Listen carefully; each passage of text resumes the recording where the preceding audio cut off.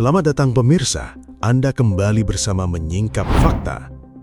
Kali ini, kami akan membongkar sisi tersembunyi dari sebuah peristiwa besar di Lebanon Selatan. Israel menyatakan tidak akan mundur sebelum Hizbullah kehilangan senjatanya. Namun, siapa yang justru dibebani tugas melucuti kelompok bersenjata paling kuat di Lebanon itu?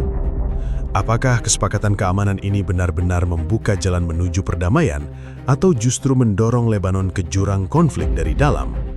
Namun, sebelum kita masuk lebih dalam, jangan lupa tekan tombol like dan subscribe. Dengan begitu, Anda tidak akan ketinggalan fakta-fakta tersembunyi yang akan kami ungkap berikutnya.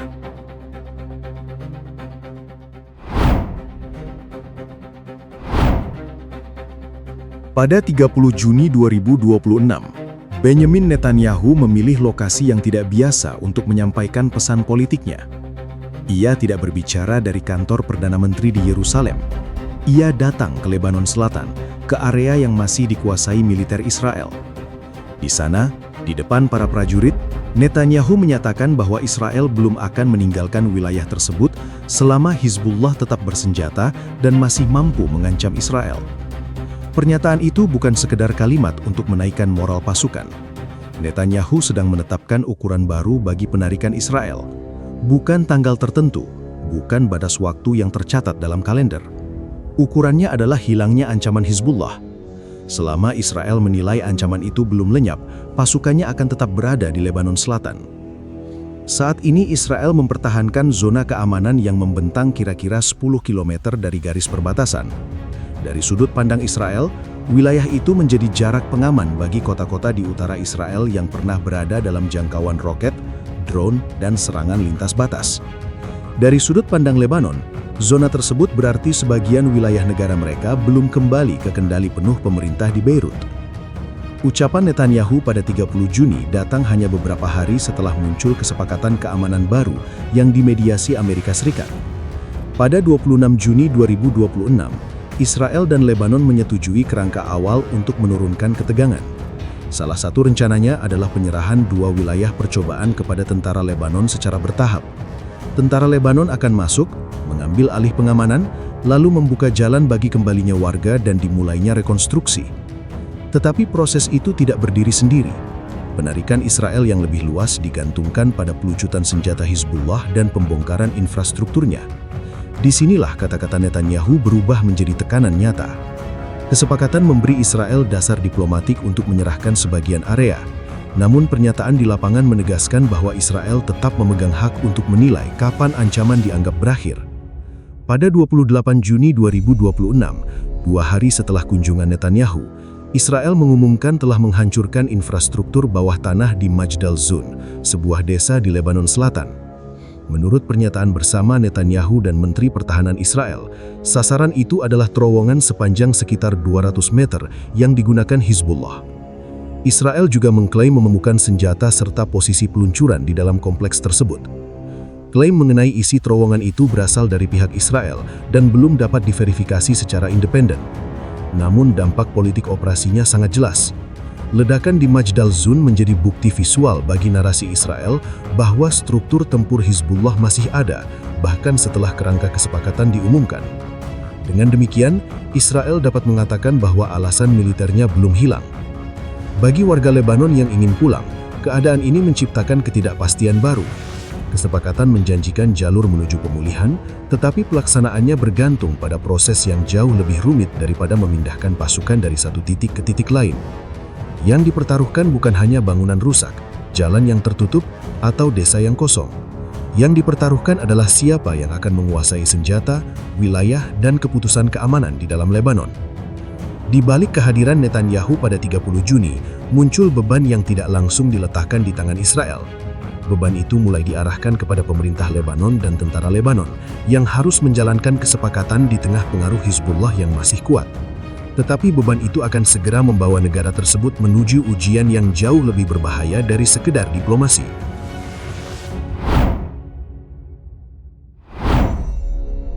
Pada 26 Juni 2026, sebuah dokumen ditandatangani di Washington, jauh dari desa-desa Lebanon Selatan.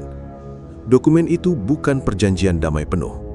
Dokumen tersebut adalah kerangka keamanan antara Lebanon, Israel, dan Amerika Serikat setelah pertempuran mereda. Dua wilayah percobaan akan dipilih. Tentara Lebanon akan memperoleh kendali eksklusif di area itu. Tidak boleh ada kelompok bersenjata non-negara yang bergerak, menyimpan perlengkapan, atau membangun posisi militer di sana. Setelah penguasaan lapangan dinilai berjalan, rekonstruksi dapat dimulai dan warga yang mengungsi diharapkan kembali. Rencana ini juga memuat pembentukan kelompok koordinasi militer 3 pihak yang difasilitasi Amerika Serikat. Tugasnya untuk mengawasi pelaksanaan, menyelesaikan sengketa di lapangan, dan menilai apakah syarat keamanan telah dipenuhi. Dengan cara ini, Washington ingin menghindari situasi ketika satu tembakan atau satu tuduhan membatalkan seluruh proses.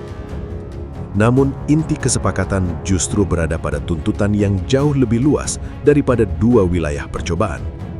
Tentara Lebanon diminta membangun kembali otoritas efektif negara di seluruh wilayah Lebanon. Kalimat ini terdengar administratif, padahal artinya besar. Negara diminta memastikan bahwa hanya lembaga resmi yang boleh memegang senjata dan menentukan keputusan keamanan. Syarat tersebut mengarah kepada Hizbullah. Lucutan yang dibayangkan bukan hanya memindahkan senjata dari sejumlah titik tertentu di dekat perbatasan. Kerangka itu menghubungkan penarikan Israel dengan pelucutan Hizbullah dan pembongkaran infrastrukturnya di seluruh Lebanon. Namun kesepakatan itu belum menjelaskan cara pelucutan dijalankan nanti. Jadi keberhasilan dua wilayah percobaan belum otomatis menjamin pasukan Israel akan meninggalkan Lebanon Selatan. Bagi pemerintah di Beirut, rumus ini menciptakan tekanan berlapis. Mereka harus membuktikan kepada Amerika Serikat bahwa proses berjalan. Mereka harus menunjukkan kepada Israel bahwa wilayah Lebanon tidak lagi menjadi tempat ancaman disiapkan.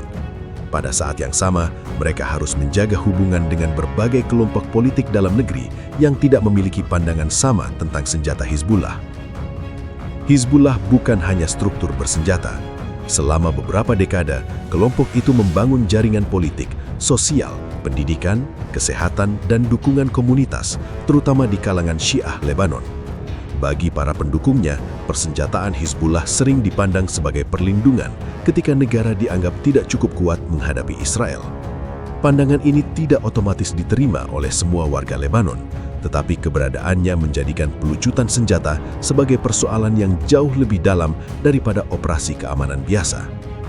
Di sisi lain, banyak warga Lebanon melihat senjata di luar kendali negara sebagai alasan mengapa negara mereka terus terseret dalam siklus konflik. Mereka menginginkan pemerintahan yang menentukan arah perang dan damai tanpa dibayangi keputusan kelompok bersenjata.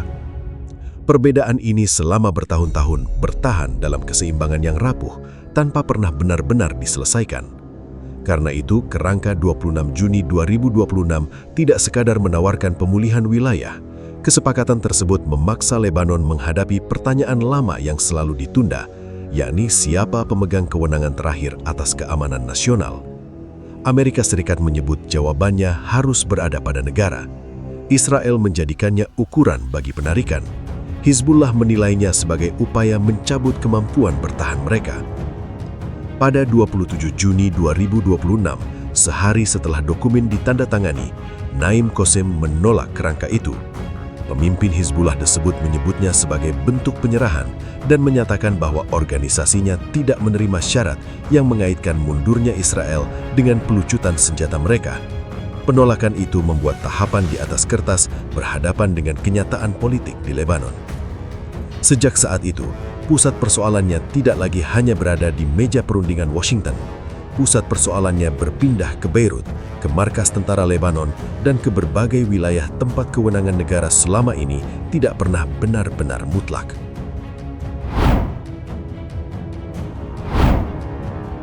Pada 27 Juni 2026, sehari setelah kerangka keamanan diumumkan, penolakan Hizbullah datang tanpa ruang tafsir. Naim Qassem menyatakan organisasinya tidak menerima formula yang menjadikan pelucutan senjata sebagai syarat bagi penarikan Israel. Sikap itu membuat dokumen berhadapan dengan hambatan di lapangan. Sejak saat itu, tentara Lebanon berada di garis paling sulit. Mereka bukan sekedar diminta menjaga pos pemeriksaan, mereka harus menjadi pihak yang membuktikan bahwa negara mampu mengambil alih ruang keamanan yang lama dipengaruhi oleh Hizbullah. Tugas ini mencakup jalan desa, kawasan bukit, gudang, dan rute logistik. Dalam teori, langkah tersebut terlihat sebagai pemulihan kedaulatan. Negara memiliki satu tentara, satu komando, dan satu aturan mengenai kepemilikan senjata. Namun Lebanon bukan negara dengan masalah keamanan sederhana. Struktur masyarakatnya dibentuk oleh banyak komunitas agama, partai. Antara 1975 dan 1990, Lebanon mengalami perang saudara panjang yang memecah kota, keluarga, dan lembaga negara. Pengalaman itu meninggalkan pelajaran keras. Benturan antar kelompok bersenjata dapat berkembang cepat ketika kepercayaan politik runtuh. Karena itulah, pemerintah Lebanon selama bertahun-tahun lebih sering memilih menunda persoalan senjata Hizbullah daripada memaksakan konfrontasi terbuka. Kini, pilihan menunda menjadi semakin sempit. Jika tentara Lebanon masuk ke wilayah pengaruh Hizbullah, tetapi hanya menunjukkan kehadiran simbolis, Israel dapat menilai perubahan itu tidak cukup. Pasukan Israel lalu memiliki alasan mempertahankan zona keamanan di selatan. Warga yang menunggu pemulihan akan tetap hidup di bawah ketidakpastian, sementara rekonstruksi sulit bergerak penuh. Sebaliknya, jika tentara Lebanon bertindak agresif untuk menyita senjata atau membongkar fasilitas yang dianggap terkait Hizbullah, respons politik dan keamanan dapat berubah cepat. Hizbullah bisa memandang langkah itu bukan sebagai keputusan nasional yang netral, melainkan tekanan asing yang dijalankan melalui institusi Lebanon. Persepsi seperti ini berbahaya karena dapat mengubah operasi keamanan menjadi benturan tentang martabat dan kekuasaan. Situasi semakin rumit karena Hizbullah memiliki basis pendukung yang melihat persenjataan mereka sebagai perlindungan terhadap Israel. Bagi kelompok ini, melepas senjata saat pasukan Israel masih berada di Lebanon Selatan dapat dianggap sebagai risiko yang tidak dapat diterima. Tetapi bagi warga Lebanon lain, keberadaan senjata di luar kendali pemerintah justru menjadi alasan Israel terus memiliki dasar untuk bertahan. Dua pandangan itu tidak mudah dipertemukan. Satu pihak berbicara tentang perlawanan, pihak lain berbicara tentang negara. Keduanya sama-sama menggunakan bahasa keamanan, tetapi mengarah pada bentuk Lebanon yang sangat berbeda. Pada 30 Juni 2026, ketika Netanyahu kembali menegaskan bahwa Israel tidak akan mundur sebelum Hizbullah dilucuti, tekanan terhadap tentara Lebanon semakin terasa. Ucapan itu mengirim pesan bahwa setiap keterlambatan di Beirut dapat dipakai untuk membenarkan keberadaan Israel di lapangan. Sementara itu, tindakan yang terlalu cepat juga dapat membuka luka lama di dalam negeri. Pemerintah Lebanon harus bergerak di antara dua ancaman. Dari luar ada kehadiran militer Israel. Dari dalam ada risiko benturan dengan kelompok bersenjata yang memiliki akar sosial dan politik kuat. Dalam kondisi seperti ini, setiap pos pemeriksaan, setiap penyitaan, dan setiap patroli dapat menjadi ujian terhadap ketahanan negara. Yang sedang diperebutkan kini bukan hanya wilayah selatan atau gudang senjata.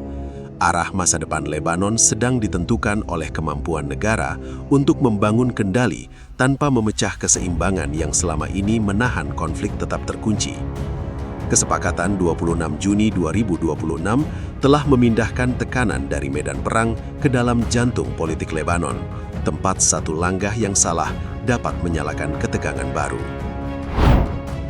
Tekanan Israel terhadap Hizbullah kini bukan hanya berlangsung melalui operasi militer di Lebanon Selatan. Kerangka keamanan yang muncul pada 26 Juni 2026 telah memindahkan pertarungan ke dalam ruang politik Lebanon sendiri. Di satu sisi, pemerintah Lebanon dituntut mengambil kembali kendali negara. Di sisi lain, langkah untuk melucuti Hizbullah beresiko membuka ketegangan baru yang jauh lebih sulit dikendalikan. Masa depan Lebanon kini tidak hanya ditentukan oleh keputusan Israel untuk mundur, tetapi juga oleh kemampuan Beirut menjaga negaranya tetap utuh. Demikian rangkaian fakta yang berhasil kami singkap hari ini. Jangan lupa subscribe ke channel Menyingkap Fakta dan aktifkan lonceng notifikasi agar Anda tidak ketinggalan pengungkapan fakta-fakta penting lainnya. Menyingkap Fakta, mengungkap kebenaran di balik setiap peristiwa. Sampai jumpa pada fakta berikutnya.